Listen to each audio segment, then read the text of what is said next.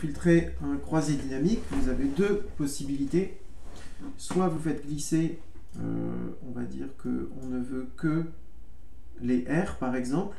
Donc vous mettez ici le RFD qui correspond à la colonne RFD, hein, tout simplement. On a toutes les colonnes qui sont là, on les retrouve en liste ici. Donc on prend la colonne RFD, on va s'en servir comme d'un filtre.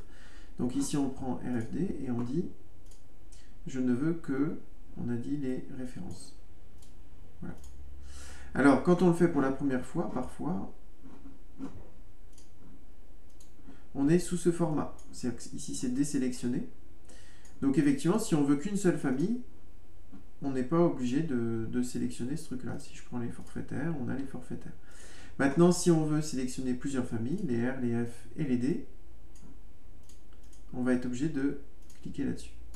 Autre façon de faire, pour faire un tri, on va retirer les lots techniques ici, et on va dire, on va se mettre dans le, on va sélectionner une cellule du croisé dynamique, et on va aller chercher dans insertion, et un segment.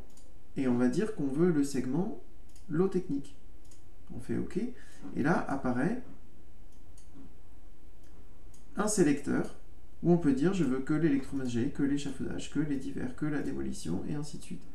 Et on peut, toujours en sélectionnant, on peut additionner les segments.